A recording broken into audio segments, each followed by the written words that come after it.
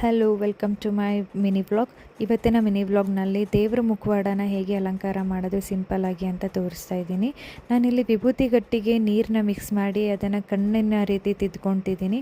ನಂತರ ಅದಕ್ಕೆ ಐಲೈನರ್ನಲ್ಲಿ ಉಬ್ಬು ತಿದ್ದಿದ್ದೀನಿ. ದೇವರಿಗೆ ಏನು ಬಳಸ್ತೀರಾ ಈ ಅಲಂಕಾರಿಕ ವಸ್ತುಗಳನ್ನ ದಯವಿಟ್ಟು ನೀವು ಯಾರೂ ಬಳಸಬೇಡಿ. ಅದು ದೇವರಿಗೆ ಅಂತಲೇ ಎತ್ತಿಟ್ಟು ಪ್ರತಿ ವರ್ಷ ಬಳಸ್ಕೊಳ್ಳಿ. ಅದನ್ನು ಉಬ್ಬೆಲ್ಲ ನೀಟಾಗಿ ತಿದ್ದಿದ್ದಾದ್ಮೇಲಿಂದ ಕಣ್ಣಿನ ಒಳಗಡೆ ಔಟರ್ ಲೈನ್ ಏನಿರುತ್ತೆ ಅದನ್ನು ತಿದ್ಕೊಳ್ಳಿ.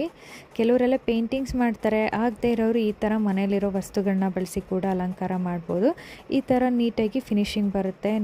ಕಣ್ಣು ಉಬ್ಬು ಎಲ್ಲ ತಿದ್ಕೊಳ್ಳಿ. ನಂತರ ತುಟಿಗೆ ಯಾವುದೇ ಥರ ಲಿಪ್ಸ್ಟಿಕ್ ಆಗಲಿ ಪೇಂಟ್ ಆಗಲಿ ಬೇಡ. ಕುಂಕುಮನ ನೀರೊಟ್ಟಿಗೆ ಬೆರೆಸಿ ನೀವು ಹಚ್ಚಿದರೆ ಆಯಿತು, ಚೆನ್ನಾಗಿ ಬರುತ್ತೆ. ಮೊದಲೇ ಹೇಳಿ ಕೇಳಿ ಲಕ್ಷ್ಮಿ ಅಲಂಕಾರ ಪ್ರಿಯೆ. ಎಷ್ಟು ನಾವು ಅಲಂಕಾರ ಮಾಡ್ತೀವೋ ಅಷ್ಟು ಅವಳು ಪ್ರಸನ್ನ ಆಗ್ತಾಳೆ. ನಂತರ ಕೆನ್ನೆಗೆ ಅರಿಶಿನ ಹಚ್ಚೋದಕ್ಕೆ ಡೈರೆಕ್ಟ್ ಕೂರಲ್ಲ ಅಂತ ಗಂಧ ಹಚ್ಚಿ ಅದ್ರ ಮೇಲೆ ಹಚ್ತಿದ್ದೀನಿ. ಅರಿಶಿನ ಕುಂಕುಮ ಇವೇ ಅಲ್ವಾ ಮಹಾಲಕ್ಷ್ಮಿಗೆ ತುಂಬ ಇಷ್ಟ ಆಗುವಂಥದ್ದು. ನಂತರ ತಿಲಕಕ್ಕೆ ಅದೇ ರೀತಿ ಗಂಧ ಇಟ್ಟು ಕುಂಕುಮ ಇಟ್ಟಿದ್ದೀನಿ. ನಂತರ ನಿಮ್ಮ ಶಕ್ತಿ ಅನುಸಾರ ಯಾವುದೆಲ್ಲ ಒಡವೆ ಇರುತ್ತೆ ಅದನ್ನು ಅಲಂಕಾರ ಮಾಡಿ ಮುಗಿಸಿದ್ರೆ ಆಯಿತು.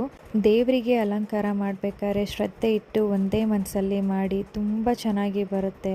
ದೇವರಿಗೆ ಹೇಗೆ ಅಲಂಕಾರ ಮಾಡ್ತೀವೋ ನಾವು ಹಾಗೆ ಅರಿಶಿನ ಕುಂಕುಮ ಹೂವು ಬಳೆ ಹಾಕಿ ಅಲಂಕಾರ ಮಾಡಿಕೊಂಡು ಪೂಜೆ ಮಾಡೋದು ದೇವರಿಗೆ ತುಂಬ ಇಷ್ಟ. ಇವತ್ತಿನ ಈ ಮಿನಿ ವ್ಲಾಗ್ ಎಲ್ರಿಗೂ ಯೂಸ್ ಆಗಿದೆ ಅಂತ ಭಾವಿಸ್ತೀನಿ. Thanks for watching.